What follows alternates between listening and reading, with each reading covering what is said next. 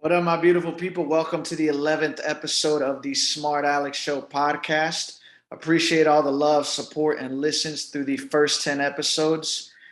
This episode right here is actually one of my personal favorites with guest Rebecca Feferman, otherwise known as Fef. She's an absolute expert in her space. She's worked at the intersection of sports, entertainment, culture for a number of years through public relations, strategy, production, content, etc., etc. We actually recorded this in November of 2020, so about a year and a half ago. Despite the lengthy time lapse between recording it and uploading it, there's a lot of timeless truths in here, a lot of fun stories, a lot of values and philosophies that she speaks of that are conducive not only to leading a successful career in whatever field you're in and whatever it is that you do, but also in leading a fulfilling and genuine and awesome life. I hope you guys gain as much value from it and enjoy it half as much, even as me and Fef enjoyed recording it for you guys. We talk about a number of things like how she, produced a Beto O'Rourke documentary for HBO, how she started the Blue Out tradition at University of Michigan, how it was working for her in PR with names like John Krasinski, Casey Affleck, going out there with Brad Pitt and Angelina Jolie, working on cool movies, being in the same room as Clint Eastwood and working with his publicist, things of that nature, how she started South by Sports when she was working at South by Southwest, how she got to work with, the San Antonio Spurs, Bill Simmons, Katie Nolan, Ronda Rousey, Megan Rapinoe, and the list goes on through that work and through her work with her own consultancy, the FefCo. Talk a lot more at depth about the sports media industry, where it's going, her take on what it is to be a woman in sports. A lot of interesting stuff here, ladies and gents. So I'll leave you guys to it. You guys enjoy. Let's get it.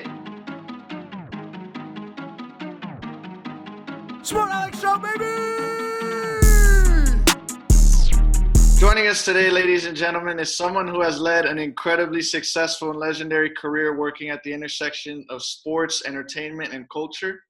Her name is Rebecca Feferman, and I first met her in my business and sports media class. And I realized she was a heavy hitter when I tried to look her up on Rate My Professor or, see her LinkedIn, and I realized she popped out on Wikipedia. So obviously, I was like, okay, okay, I see what we're working with here. So Rebecca studied at the University of Michigan, worked at Warner Brothers, then worked as a personal publicist for the likes of a few people you may have heard of, maybe not, such as John Krasinski, Ed Helms, just a couple of A-list celebrities. She also secured major nominations for a couple of other clients, like, I don't know, one of the Affleck brothers, Casey Affleck. So nothing crazy there. After working at South by Southwest in multiple roles, she's worked with a slew of other people, such as the likes of Bill Simmons, Adam Silver, the infamous Ronda Rousey.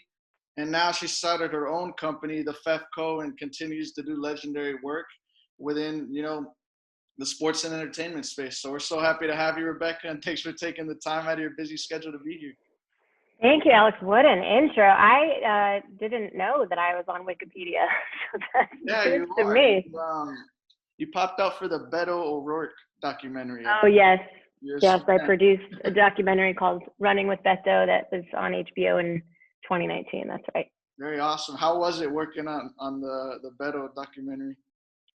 It was fantastic. I have been in the entertainment industry in some form for many years, but this was my first time really on the behind the scenes side of it, of creating something. And I got to work with a longtime friend of mine as the director. We spent 2 years putting together what I think was a really incredible film, catching a very special spark and moment in time. We followed Beto O'Rourke and his Senate campaign between November 2017, November 2018.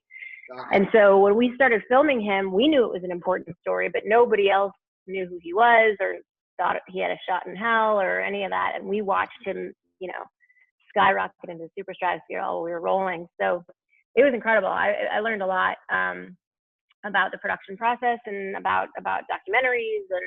And I think we made something really special. So, and it was particularly special for me because I got to kind of come home with it. We premiered at South by Southwest in March of 2019. We won the audience award, and so it was very, very special. It was really cool experience. Awesome. Winning the audience award, very cool. So did you get to go, with Beto when he was kind of going through Texas and the different cities and got to see all of that? What was it like just seeing like the people and the movement that he sparked? It was wild. I didn't go on as many field shoots as the rest of our crew. The producing that I do is more like creative and strategy producing, so it's managing the relationships and the business side of things and making sure we're moving all the balls forward at the right time. But I did go on a handful of them, including Election Day in El Paso, which was just an unbelievable 18-hour day. Starting at 7 a.m. and watching Beto walk from his house to the local elementary school, I think it is, where he went to vote, and just the massive, by then, the international attention on him, and there was probably 30, 40 media people from media organizations surrounding him, following him and his family, chasing them, filming them, walking back to their house after he voted at 7 a.m. I mean, and then that was just one tiny portion of the day to ending in that stadium, the minor league baseball stadium in El Paso, when he gave his concession speech that was so emotional and powerful. So it was pretty cool. I mean, I think I got anxious a lot about crowd crush, because I feel like there was not always, he was not always well protected. I used to talk to our crew about this a lot. He'd get pressed against the cars and, literally need to elbow body out people to keep safety. I imagine it gets kind of nerve wracking out there. It's crazy, but that's awesome that you got to be a part of it. And I actually didn't know that there was, producer roles that, were more on the business side and PR side of things. Yeah. Very cool. Really quick, I wanted to ask, what's the Blue Out tradition you started at University of Michigan? Oh, the Blue Out. So I grew up, my folks went to Michigan. I grew up in Albuquerque, New Mexico, but my folks went to Michigan, and my grandparents went to Michigan. So I grew up rooting and cheering for and following Wolverine sports, Michigan football. And I had gone into college with a sense of, I really want to work in entertainment PR because I thought it would be exciting and fun and get me out of Albuquerque. And so I had done a lot of internships that were entertainment PR related. And the summer before my senior year, I was finishing up my internship in New York with 20th Century Fox. And I went in the last day to talk to the big boss and say, thank you for this opportunity. And what more can I be doing so that when I get out of school, I'm hireable? I want to make sure I get the right kind of job. I set myself up for success. And I, at that point, had done a lot of internships, and I hustled pretty hard. And she said, look, you've already done everything you need to do to sort of position yourself in this industry, but go do something. Just do something, anything that you're passionate about, and do that. And I was like, what does that mean? What am I supposed to do? Okay, thank you very much. But so I left there kind of feeling like, what is that supposed to mean? And I don't really know what that wasn't specific enough. And I was really ready to take an assignment and run with it. For sure.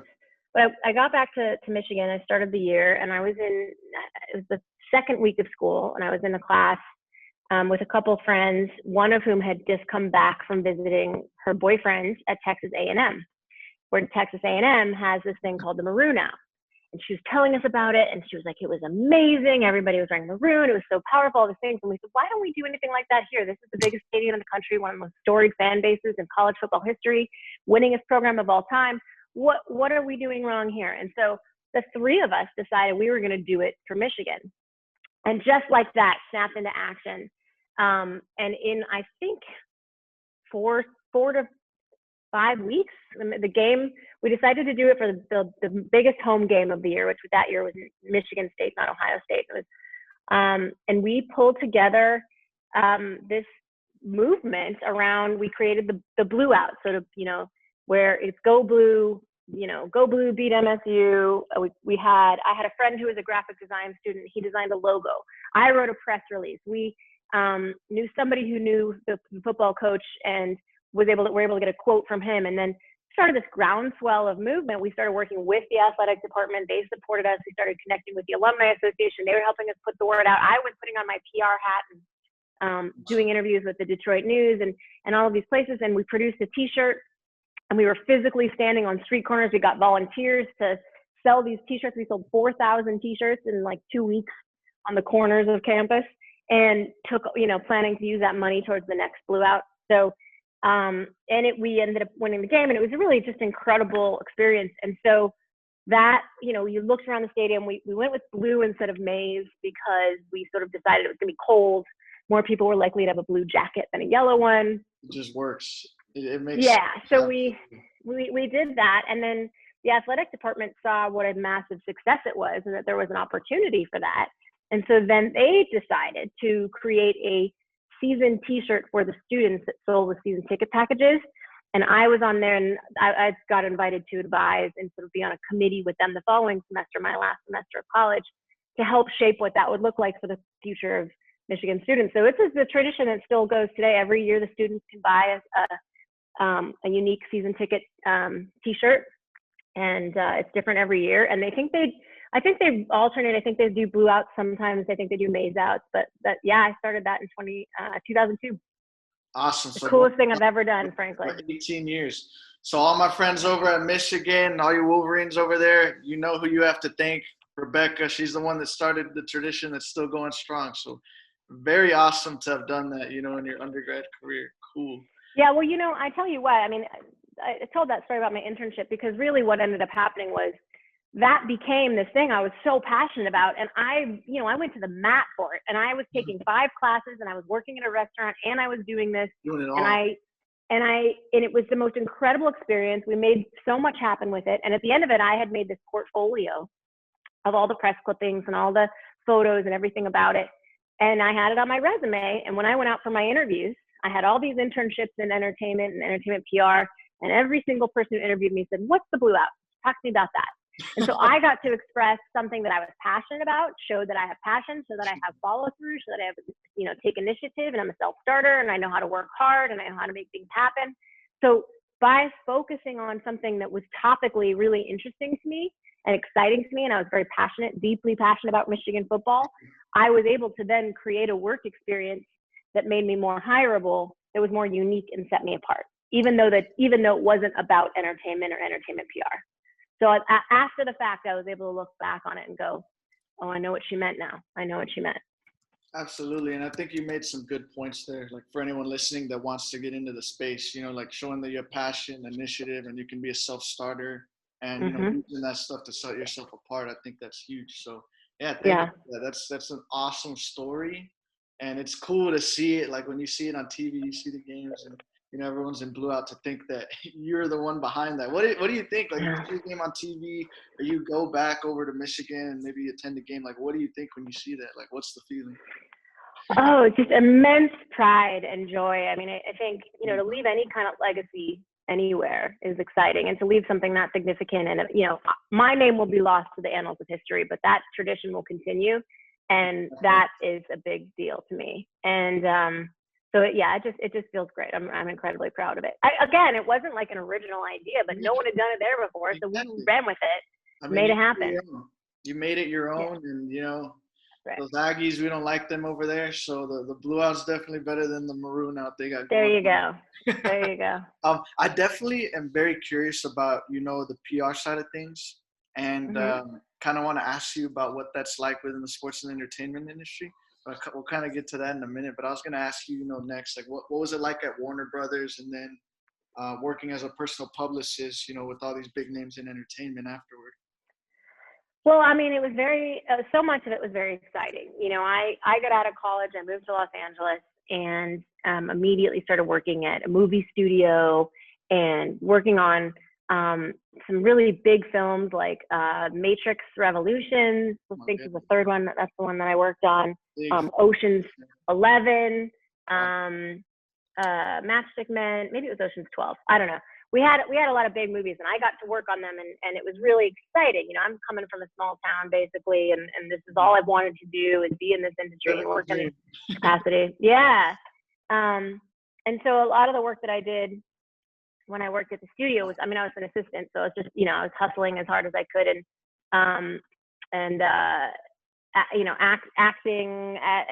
asking everybody I met, like, what more could I do? I was volunteering for everything.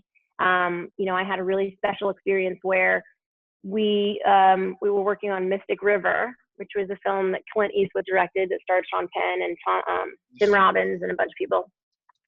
And Clint Eastwood had a publicist who was kind of an old school guy who took a liking to me and basically always asked for me to be the person from the studio to help them out at things. So I just started showing up. I would go to every award show with him, and I got to, escort him down these press lines, make sure he had everything he needed. And this is really unusual for somebody at my experience level, but I took it really seriously. And at the end of this whole award season, Clint, Mystic River won a lot of awards and was nominated for a lot of awards. And I was invited to join the cast for a dinner.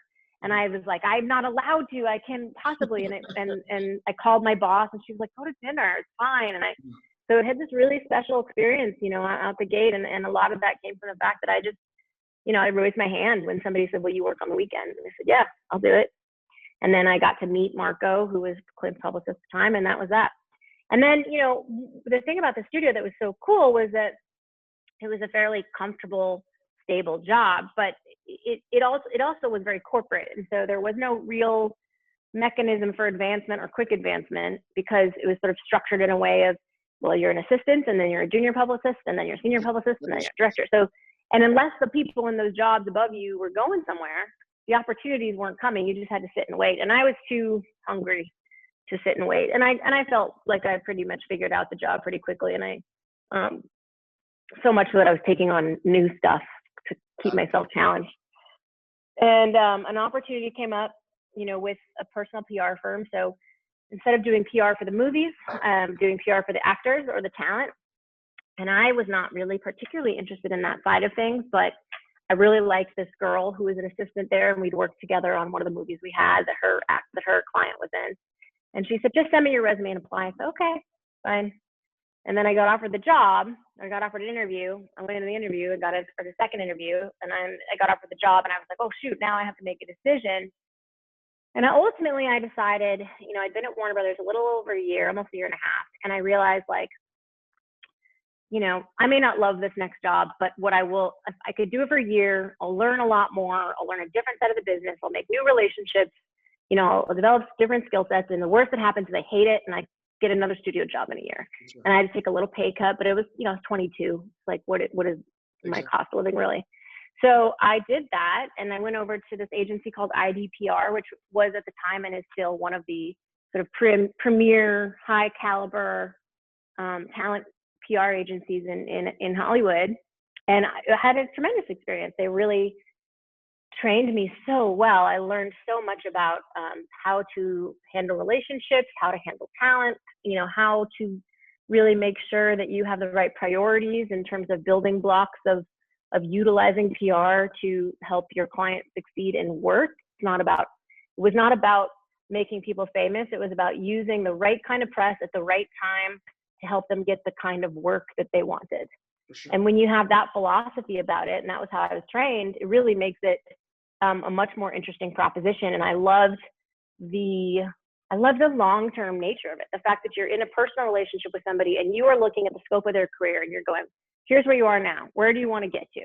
And then, they have to go out and their agents and managers help get them the work. And then once they get the work, we go, okay, we're building your relationship with Vanity Fair, for example. So John Krasinski is one of my clients. I met him and started working with him in the beginning of the second season of The Office. So, the show's starting to take off. Uh-huh.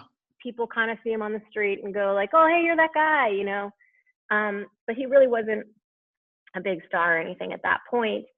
And he was doing small kind of like rom-coms and things, he did a film with Mandy Moore called License to Wed, things like that. And I started out by trying to make sure that the editors at Vanity Fair knew who he was, understood why he was different, were paying attention to what he was doing.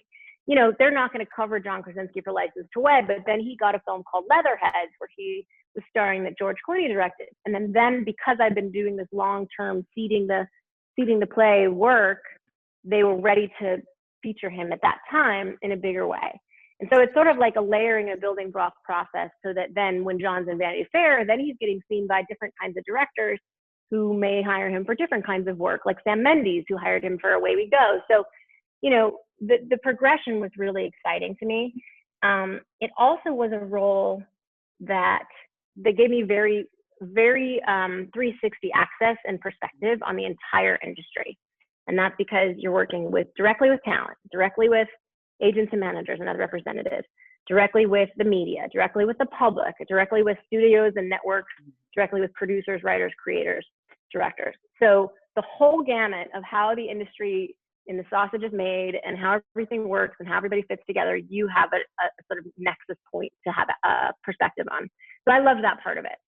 Yeah, so I got to do that for a while. It was pretty cool. That's incredible, and it's just incredible being able to see the amount of impact you have on someone's career behind the scenes, you know, from taking that long-term approach and, you know, being that nexus and you know, building these longer-term relationships with all these, you know, different points of contact. That's incredible. So what was it like working directly with these personalities? You know, were there ever any like ego issues or just, you know, anything that's, you know, typical of dealing with people that are, you know, celebrities? You know, I have to say I had really wonderful clients who, you know, I think that job can be a lot worse on the scale of how that can go. I had really excellent clients who were very talented and by and large great people. The nature of the job, though, is that you are essentially, you know, 100% available and oriented around other people before yourself. Mm-hmm. And the nature of the financial structure of that job is that you are working on 15 to 20 people at once, always. Mm-hmm. And it never slows. It's like busy, a little busier, busy again. Like it never slows down, and you never have a break. And you know, you spend all your nights and weekends kind of tethered to a person. And a lot of times you're there, you're at a junket or you're at a photo shoot or you're traveling and you're there and you're present, but you're not actively doing anything in some of those moments. You know, if something goes wrong, you're there and you figure it out. But it's even if they don't need it, it can sometimes be a bit of like an adult babysitting circumstance. And it's not that the actors or the talent are bad people to do that for. It's just a way. For me, it was more about my own time and energy and desire to, you know, have a little more broader focus in life, which is ultimately why I left that career behind. Gotcha. But I also get to do some really incredible things. I got to travel the world. You know, I was actually just listening to Conan O'Brien's podcast, which I really love, makes me laugh a lot. And he had John Leguizamo on. And John was my client for like 4 years. And I just loved him. He was such a hard worker. He was such a positive attitude all the time. He was wild. He always made me laugh, was always going. And he was when Ice Age 3 came out, the studio had this idea for this PR stunt, really, which was to have John judge a ice sculpture competition that was in Fairbanks, Alaska in March. And so, you know, John was like, I'm game, that sounds good. So we flew up on a tiny plane up to Alaska. They're like, we'll fly you private. It was like a very tiny private plane. And it was John's family and me and a couple other people. We flew up to Alaska, Fairbanks, Alaska, which is a very tiny town, negative 45 degrees. We're not prepared at all. The locals met us. They let us borrow their ski suits and full-length fur coats because we were like, we would have died. I mean, I got to have crazy experiences like that. So I met a lot of wonderful people, but yeah, it's an interesting job being around talent. Yeah, no, that's awesome that, you know, the clients you had, you know, that they were awesome people and interesting people, and it kept it fun, because I feel like, you know, it's a job that I'd imagine has little work-life balance. And like you said, you know, you're very attached to the people you're working with and just there in case anything goes wrong, right? Not necessarily having to do anything, but just in case. No, that's so awesome. Actually, are you familiar with Professor Dalthorpe in Moody? No. He's also a producer. He's done a couple sports documentaries, but he was telling me that one of his buddies used to work as a writer with Conan for The Simpsons, like way back. Oh, cool. Conan used to write before, you know, he's doing all the stuff now. But yeah, awesome stuff. So was John John Krasinski, was he like the funnest person you worked with, or who was the funniest, and what, like, if there's a story that sticks out to you, what was the funnest or funniest story or wildest story of your time, you know, working in the industry? God, you know, I worked with Julia Louis-Dreyfus. She was pretty funny. I had great clients. I had very funny clients. I had a lot of really talented, funny people who were always making me laugh. And I don't know, wildest story. It's so funny. All these years pass by and I forget. When I worked with Casey Affleck, he was in a film called The Assassination of Jesse James by the killer Robert. That's right. Ford, also starring Brad Pitt. And so we traveled the world with Brad Pitt and Angelina Jolie at the time, and like that was wild. That was just watching the world follow them was pretty wild. We were in Venice at the Venice Film Festival, and we were walking from the press conference inside to something outside, and so Brad and his people and Casey and me and other people related, studio people and whatever. And this woman kind of charged the group to like lunge at Brad to give him a hug. And we all just kind of got tumbled. And it was like big news because this person kind of like, she wasn't trying to attack him, but it was, inappropriate. Wow. It was not good. It was a security breach. So that was kind of wild. That was kind of a wild day. So did you get to interact? Like, obviously you interacted a lot with Casey, but did you get to interact with like Ben, his brother, and what are they like? What's their relationship behind the scenes? I did get to interact quite a bit with Ben because at the same time Casey was in that film Jesse James, he was in Gone Baby Gone, which Ben directed. I saw Gone Baby Gone months ago. Intense, deep movie. Great film. Great, and Casey was excellent in it. And so we also traveled together quite a bit to promote that film. So they're very, very funny people. Ben Affleck is probably one of the funniest people I've ever met. Yeah, really. that's and they have a real brother dynamic of poking at each other. I bet. What a life it must be, as brothers to make it to that level of success and being it together. That's awesome. And yeah, Brad, you get to interact with Brad and Angelina Jolie by any chance? Barely. From what you saw, I was in many rooms with them, but I did not interact with them really. And are they very different behind the scenes from what's portrayed, to the public, to the media, or how are they behind the scenes? Not to my experience. I mean, like I said, I saw them from afar or across a room with, even though the room only had 10 people in it and I was one of them, but it wasn't like I was conversing with them really. Gotcha. For sure.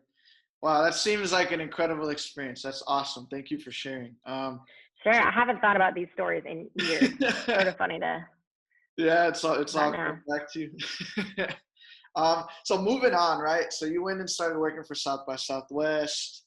What was it like in your different roles with South by Southwest, and more specifically, like what was it like, at South by Sports? Like, what was it like working with, putting together the panels and working with Adam Silver and the likes of Bill Simmons or Ronda Rousey? Sure. Well, so how I got to South by was I left LA and I moved to Austin. And I did that because I wanted to have a more normal life and have that work-life balance that you mentioned, and just sort of be able to figure out more about myself than, that I was just this publicist person. Because I had been so lucky and so fortunate in many ways to be that focused very young, so that I was able to just have a very accelerated trajectory to success once I got into the working world. And so in many ways, I was a few years ahead of most of my peers and had a lot of really great opportunities. But that also meant that I did not focus any time on developing myself as a person in my 20s. And so I had sort of the sense of that, and I decided to move to Austin to pursue that because it seemed important. I didn't think that it was going to end well for me if I just stayed on this career 100% of my life lane. So, and I needed the time and space to do that. So I thought I would leave LA and I would leave entertainment behind. And I ended up very fortunately landing at South by Southwest when I moved here, which at the time, so I moved here in 2008, fall of 2008. So South by in general was much smaller. The film part in particular was very small and not very well known. And they asked me to help them grow it. And help build their profile and to a more national brand. And then I started there just sort of as a way to get it into the city a little bit, and ended up spending the next 5 years running the PR for the film festival and programming. So that means like helping select the films and speakers, partially because I had all these relationships in Hollywood and I understood how to speak the language and how to make the experience valuable and enjoyable enough for the talent and the studios that they would come back and want to do bigger and bolder things every year, and then bring in the national media attention. And at the same time, I found life and hobbies, and I did build a work-life balance into my life, and that was really wonderful. Awesome. So I did that for about 5 years. I did that from 2009 with my first festival through the 2014 festival. But around sometime in 2013, I started getting kind of bored, frankly. I did not want to do PR anymore, over PR. I liked film, but it was not my passion. Okay. And, I felt like I felt my own work ethic slipping because I just was disinterested in the things that I was doing. And to some extent, I had built this thing and it worked, and I could keep tinkering with it and making it a little better every year. That's the advantage of an event, but it just was not firing me up. So what I realized at the time was that I was a lot more passionate about sports.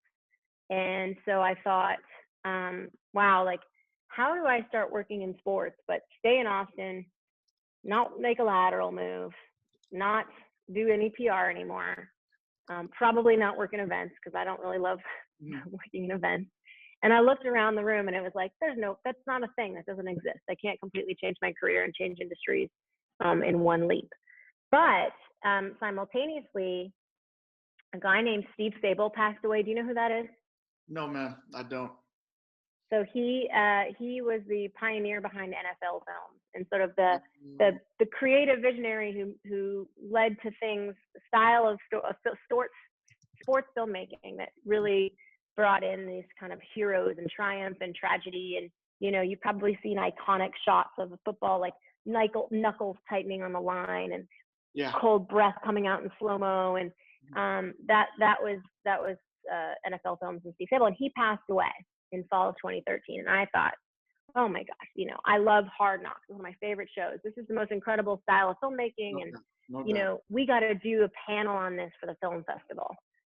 And so I went out and programmed that, just cold called people to come. At the time, I called Connor Shell, who at the time was with ESPN Films, who is currently the head of content at ESPN, is going to be leaving at the end of the year. But back then was head of films. And then a guy named Ross Greenberg, who was at HBO Sports and made Hard Knocks for them, and a guy from NFL Films called Ken Rogers. Anyway, I put this panel together. It was like the most exciting thing I did that entire year, and it was very telling to me. And after that, it became clear that there was opportunity at South by Southwest to do more sports programming. And because South by Southwest had such a standing in both the technology and the cultural landscapes, I was able to design the concept of doing a mini sports conference as part of South by Southwest. So South by Sports is my baby that I came up with. So I got them to agree to do this South by Sports thing, which was going to be 3 days of panels and sport-related films. So it would be part of both interactive and film and open to people from both. And then it was kind of off the races. So the programming was the idea of looking at the future of sport from the South by perspective of culture and technology. What that really meant is that I had essentially carte blanche opportunity to create any programming that I was interested in, because it could be any sport at any level. And I went out sort of a novice in the sports industry, but with the South by Southwest brand and infrastructure and audience and opportunity behind me, and got to knock on the front door of the very high level of the sports industry across all the sports. And that was how that all got started. So Bill Simmons, for example, is somebody who ESPN wanted him to speak for South by Southwest Interactive. And I knew his publicist, who I'd gone way back with to all my Warner Brothers days, who I'd remained friends with and had maintained a relationship with, a guy named Louis Kay. And I called him and I said, Louis, and he knew I was interested in sports stuff. I said, Louis, I'm starting a sports thing at South by Southwest. It's called South by Sports. If we announce it with Bill's name attached, it's game over. It begins. Like, that's us, immediately validates us. And it's still going to be part of Interactive. It's a subset, but it will just be branded South by Sports. And, you know, he got ESPN and Bill on board to agree to that. So then we put out, you know, an announcement that was in the New York Times with Bill Simmons and South by Southwest and South by Sports. And that really did it. That immediately kind of gave us a legitimacy in the sports industry, which is how we then had speakers like Adam Silver and Ronda Rousey and Odell Beckham Jr. and Megan Rapinoe and all kinds of folks over the next few years as I built that. So without you, there is no South by Sports, basically. True. Yeah. Very awesome. Well, thank you for putting that together. I was really looking forward to going this past March, and I think I told you about it. But then, you know, with the COVID situation, so hopefully, you know, things are able to happen, you know, this coming year, and it sounds incredible, and I'd love to attend. I mean, like, that's amazing that you put that together, and you can pool so much talent and so many cutting edge conversations within the same place. So that's just incredible. It was a blast. Yeah, I mean, again, it was something I was passionate about, so I gunned for it, you know? Yeah, it's just a pretty strong through line for me. So, if I'm interested in it, I'm going to make it happen. Yeah, no, that's powerful. So do you think it was a product of you feeling no longer challenged in your previous role with South by and looking for something new to conquer? Yes. Okay. Absolutely. I don't know that I didn't intend to create a new role at South by, but it ended up being the way to do it. And so, you know, while I kept my job essentially and continued working with the same company, I totally changed my industry and what I was doing, because I was producing and, you know, doing all the business development and curating all the content and managing a team and pulling together this different kind of vision, and not doing PR and not doing film. So I really did a pivot there. And what's Ronda Rousey or Megan Rapinoe, you know, some of the biggest female athlete names that we've seen, you know, in the past decade, what are they like? And what was it like working for them amidst, you know, this movement within women's athletics, you know, the U.S. women's national team, the success they've had in the past few years, and Ronda, the success she had in the past decade? Like, what was it like securing names like that for South by Sports? And it was incredibly exciting. I mean, I was very proud of it, and it really also, again, just, you know, when we got names like that, it really continued to cement our legitimacy within the industry. And they were fascinating to listen to. One of the disadvantages to running an event like that is that you really don't get to participate in the event. Yeah. So I would get to sort of quickly say hello, watch a little bit, and then I had to dash off to the next thing. But, you know, I know that, I mean, Megan was there in 2015. So it was pre-World Cup, pre-Women's World Cup that year. So she was already like a fascinating character and an excellent player, but she was not the worldwide superstar that she is today. But we were very fortunate to have her.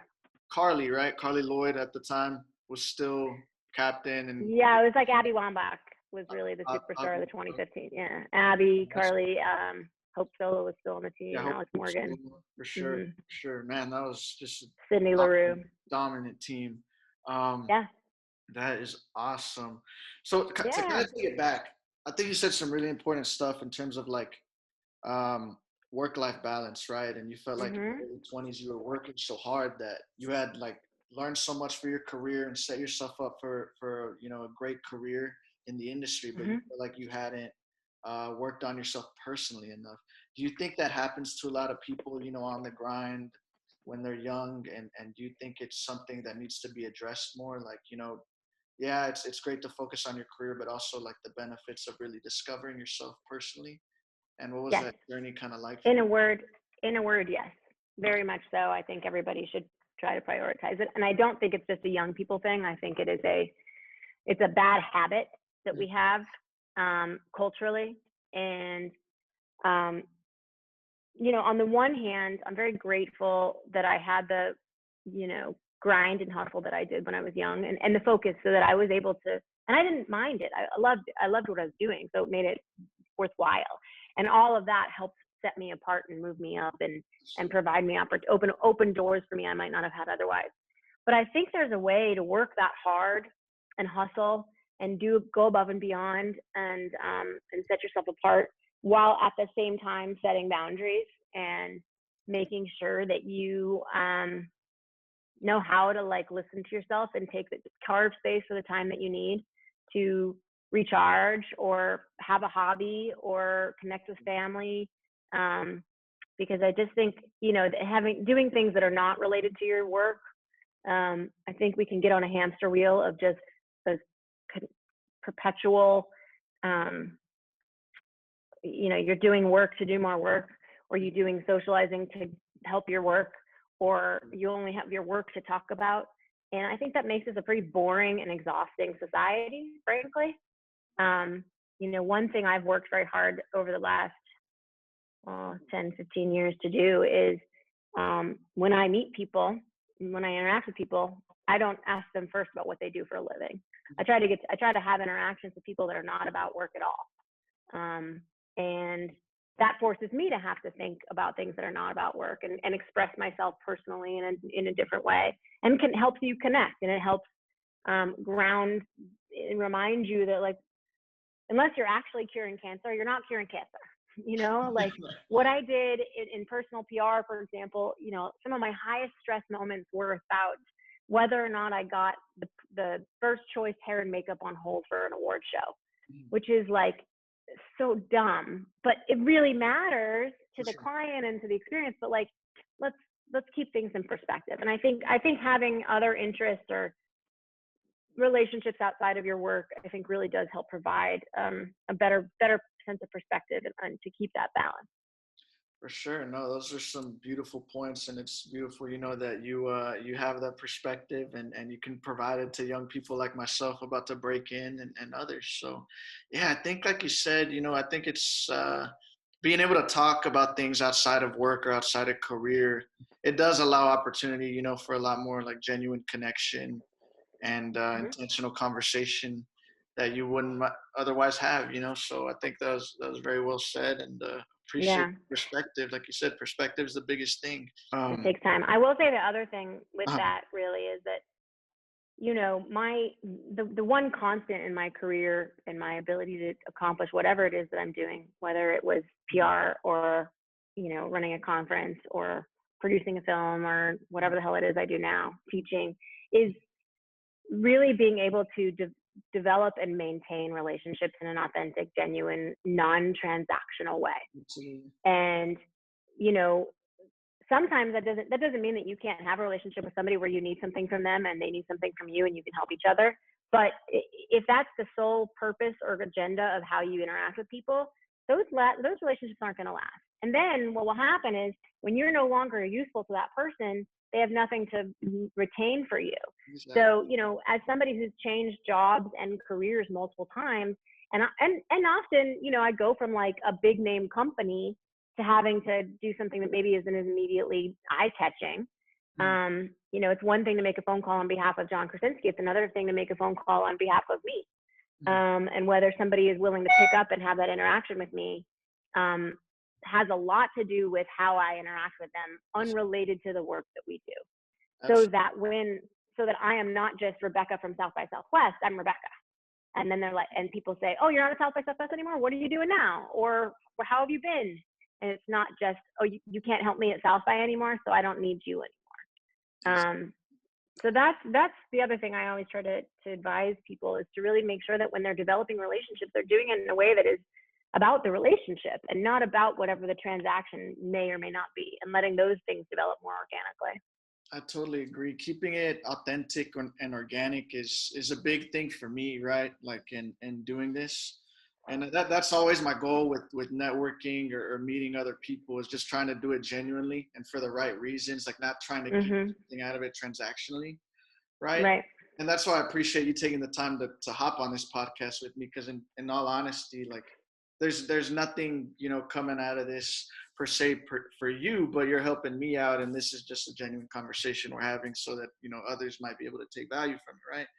And I think like, at least like in the business school at UT, there's a huge problem with that. Like around the culture is like everything's transactional.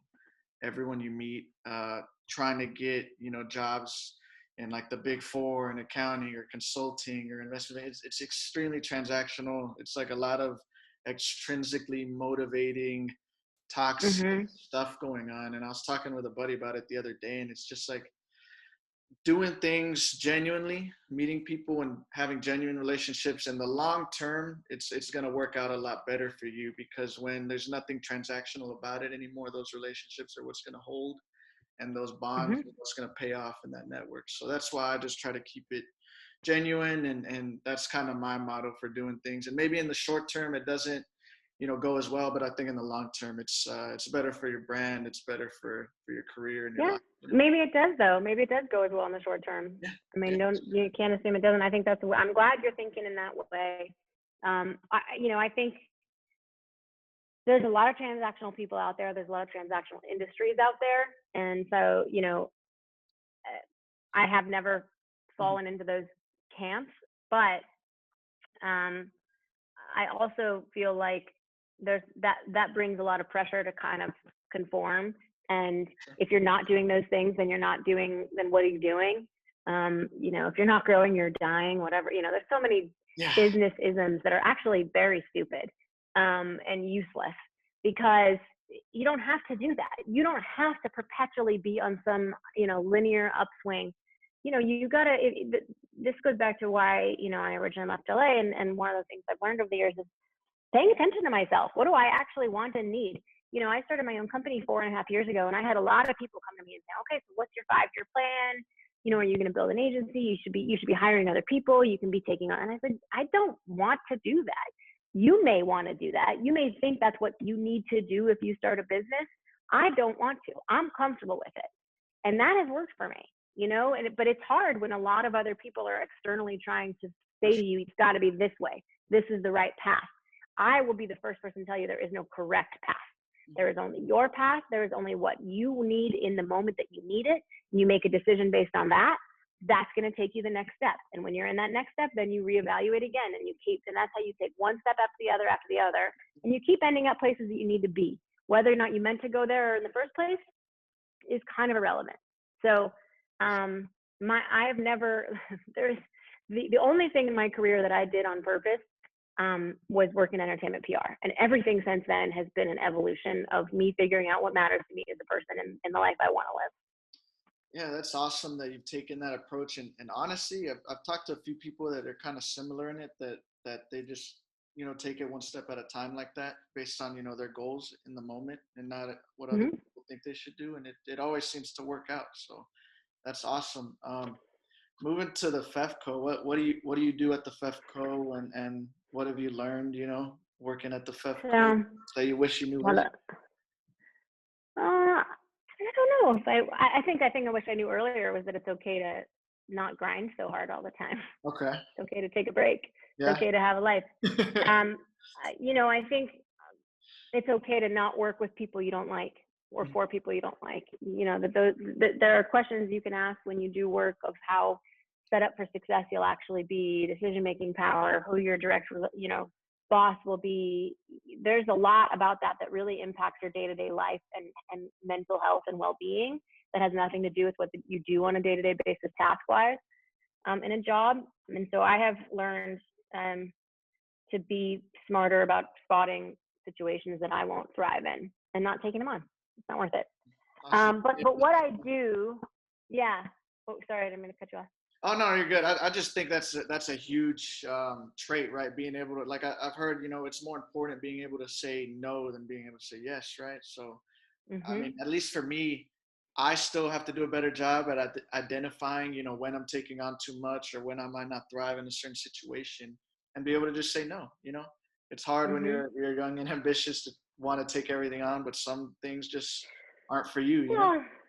That, and you're not going to know until you do them a lot of the time. And I'm speaking now with 20 plus years of work experience under my belt. So I have the luxury of hindsight and time, and having worked to a point where I can set some different standards for myself than somebody, who's just getting out of college. So, take it with a grain of salt. But what I do at the FefCo really has boiled down to, taking my pretty unique blend of background and expertise across sports, entertainment, talent, business, media, tech, events, marketing, all of that package of all those areas, and then applying that in different situations to people who need the help. So basically being like high level strategy and advising, and in areas of content or business development, media strategy, things like that. And then utilizing my relationships and facilitating connections that make sense to help my clients achieve whatever goals they're trying to achieve. So it's not as narrow as to say like I consult on live events. Well, I can. That's something I know. I can help you figure it out. More, it's just like I'm a brain and contact for hire to help people figure out what it is that they really need, and then help them stay the course to do it themselves.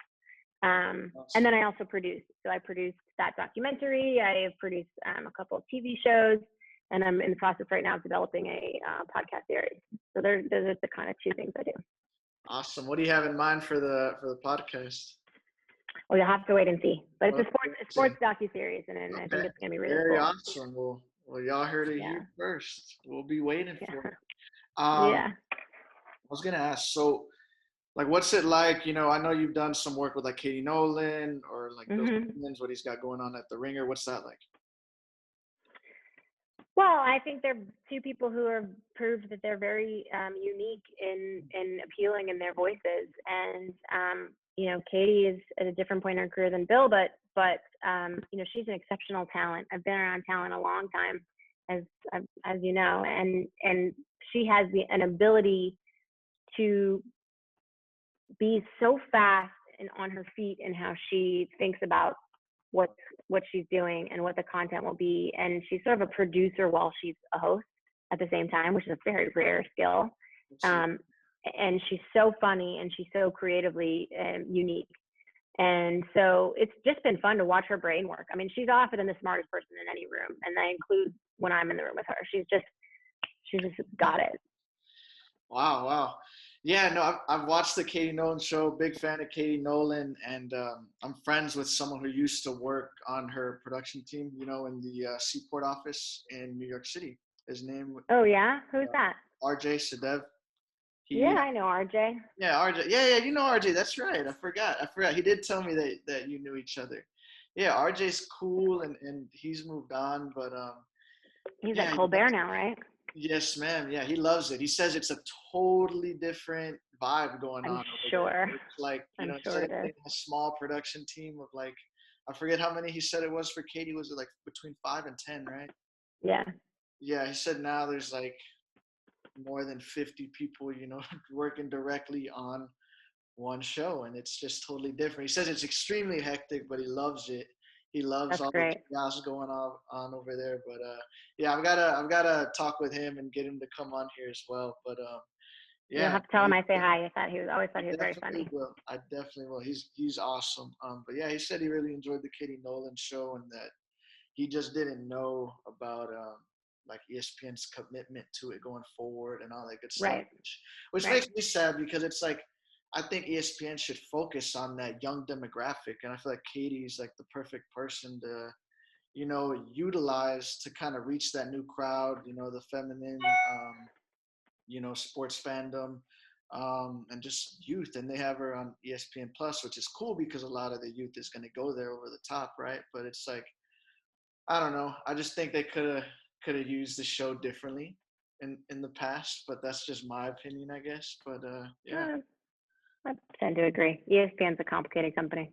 Very much so. Very much so. I mean, I interned there and saw, how why things might move slower than in other companies, because it's just so bureaucratic, because it's massive, and you have all the other stakeholders from Disney and all the other, assets they own. So it's like you got to go through synergy. You got to get it approved here, there, and the other. And it's like, well, the Ringer's not going to do that. Barstool's not going to do that. Fox probably isn't even going to do that, and they're just going to beat you to the punch while you're still trying to get approval. And it's interesting. It's very interesting. I don't know. What do you think about the whole space, like in the trajectory of things, especially like in the new digital world we're in? Where do you think things are headed with all these power players? The media space? Yeah, like just like Barstool or the Ringer, they recently got acquired by Spotify. Like, just stuff's shaking up. There's new players in the game. I think it's going to continue to happen. I think we are in a culture that wants to have personality and niche appeal to the things that we consume. We want to feel personally spoken to, and finding that accessible on sort of a broad mainstream basis is harder and harder. And so I think you'll continue to see sort of little spots of talent breaking off and doing their own thing to keep their own visibility and draw their audiences. Absolutely. It'll be but without the bureaucracy that you're speaking of. I think that's a very astute observation. Yeah. And I mean, no, they're a great company, and they're obviously, you know, they've been the power player within the industry for a long time, and they have like amazing, smart people. I just could see how, you know, when you can't move as fast, especially in like the digital realm, you know, it could be a problem. So we'll see what happens. They're moving on to their ESPN Plus and moving towards streaming, and we'll see what they do. But I wanted to ask, so what are some traits, some skills, some things that people should work on that want to work in the entertainment space, you know, the sports or the film space? And what do you think people should be doing that want to break in? Well, first and foremost, I think that they should know why they're passionate about it, and be able to articulate that. I think that there is an element of knowing you got to put in the work, that you're not going to immediately be the superstar or the boss, or knowing that that like where you fit into the hierarchy, and being willing to dig in and do the work. I think that's really a mentality that is not as widespread as it could be currently. I think I would highly recommend focusing on attention to detail, being somebody who notices what's missing, and being additive to the mix. What else do I advise people? Yeah, I mean, going back to the thing I said about relationships, you know, learn how to connect people in a non-transactional way. Understand why it might be valuable to somebody else more than valuable to you, and lean into that. Yeah. Awesome. Thank you. One thing at a time, yeah. Absolutely. So as a woman in the space, and you know, had the successes you've accomplished in your career, what was it like working as a woman in a space, especially in sports, where you tend to see traditionally like a lot of like, you know, I don't know, a lot of discrimination towards women in the sports space. So for like women that want to work in sports business or in sports media or in sports PR, what kind of advice would you give them, to all the young women out there listening, in terms of breaking into the space and succeeding and overcoming those hurdles that quite frankly shouldn't be there, but might actually be there, you know? So that's a little complicated. I think, frankly, you know, I personally get very frustrated with this sort of ghettoization of women in blank, whether it's entertainment or sports. I think that as a woman, I don't want to have to lead with the fact that I'm a woman or think about that. I think I just want to be good and let that represent. And that's the advice I give people is you don't have to only talk to women about things, and you don't have to be an expert on being a woman.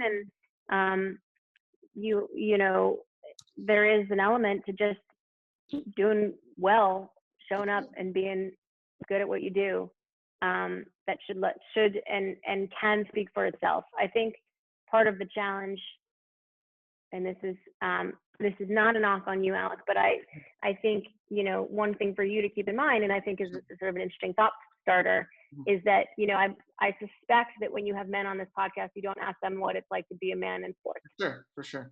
Right. So women are faced with those kinds of questions, which is understandable. But I think the reality is that I am not somebody who ascribes to I am a woman in sports. I am just a woman, and I'm in sports. And so and when I was programming for South by Sports, I had a really strong point of view on this, and it's not popular. It's not as widespread as I think it should be. You know, a lot of women, I think, find a lot of value in the community and in the association, and in the sort of shared support of each other to help bring other people, you know, step up, which I agree. And I do my best to help people. But I think when you feature women in a way, or you ask a women to just be representative about being a woman, you're limiting their opportunities. Sure. So when you ask people to talk about the digital media landscape and they're just a woman speaking about the digital media landscape, that speaks for itself in a way that it isn't about what is it like being a woman in the digital media landscape. Absolutely. I love that perspective, and thank you for that, because it makes me more knowledgeable and it makes me feel more educated on the topic, right? And I definitely didn't mean to offend you or ask it in that story. No, I'm not offended. I think I pointed out because people don't realize that, it's like you're doing what you think your intentions are beautiful. And, I think I have female students in my class asking the same questions. So the point is, like, let's break out of the mentality of, like, why aren't you asking the men about how they help women in sports get ahead? Why is it on the women? Absolutely. No, I love that perspective. And like you said, a woman speaking about, those topics just speaks for itself anyways. You're a woman and you don't have to categorize as like a woman in sports. So I love that. And I think, like you said, I don't like it either. Like you said, the ghettoization. I've actually never heard it phrased that way, but I think that's very true. Like the ghettoization of women in any industry or in sports. I don't think it should be like that. And thank you for your perspective. Because like I said, I just learned a lot, and probably wouldn't phrase it like that again in the future. Like the question. So yeah, awesome. You bet. I was gonna ask any last thoughts for anyone trying to break into the sports industry or just their careers in general, what they should do or how they should play it. I mean, I think people just need to do their homework. I think wanting to work in sports, quote unquote, is such a broad thing. So trying to do your work and your homework and understanding and learning how things fit together, or what a great starting place would be. Sports in particular is an industry that is very segmented by sport and by level. So you can't go work in sports so much. You'd have to go work in basketball or work in football or work in college sports or work in professional sports. So there's lanes to understand. And within that, obviously different disciplines. So I think people really, when I'm hiring or when I've hired previously, the thing that I look for is somebody who is interested in a specific thing and gets excited by and shows some awareness of the context of the thing, and is not just sort of more broadly like just trying to, do something without purpose. For sure. Can you elaborate a little bit more about like specific setting and like just kind of narrowing in per se? Yeah. So like, okay, let's say you want to work in basketball. Okay. Well, do you want to work in a front office? Well, do you understand how the front office fits into the context of working with a league or working in market, or what's the lane that you want to be in? Is it you want to work on the biz ops side? Do you want to work on the player development side? Do you want to work in marketing? You want to work in community engagement? So having a sense of where you want to fit into that landscape, and also a sense of where that organization or type of organization fits into the larger whole, will help you be smarter about what kind of work you pursue and then what you can take away once you're in there. For sure. So definitely multiple different lanes you can work in within a front office or a league or a team or whatever the case may be, that people should narrow in on, which is going to add value to them, in terms of like, as opposed to just taking a more broad approach, like as opposed to I want to work in sports, this is what I'd like to do within sports, within a league or a team or I think that helps. I mean, I think if you have broad interests, that's fine, but I think you have to start somewhere. And I think starting somewhere as you search, starting somewhere as an area that you dive into and put the work into as you're applying for jobs is going to be helpful, because you're going to represent a lot better and more, uniquely in those interviews, because you're going to have some specific information to talk about, versus I'm just an entry-level person. I just want to work in sports. I just want to work for front office. I'll take any job I get. You can say that, and you can also say, but what I'd really love to do is start in this division, and here's why. For sure. Awesome. Well, this was fun, Rebecca. Thank you so much for taking time out of your schedule to do it. It was awesome getting to talk. We learned a lot, and I'm sure people who listen are going to take away a lot as well. It was awesome. We'll see. I hope so. Well, I'm honored that you would ask me to participate. I hope I said some helpful, interesting things. Absolutely. Yeah, no, this was awesome, and thank you so much for being on. It's an honor to have you on, you know? Don't be such a smart aleck.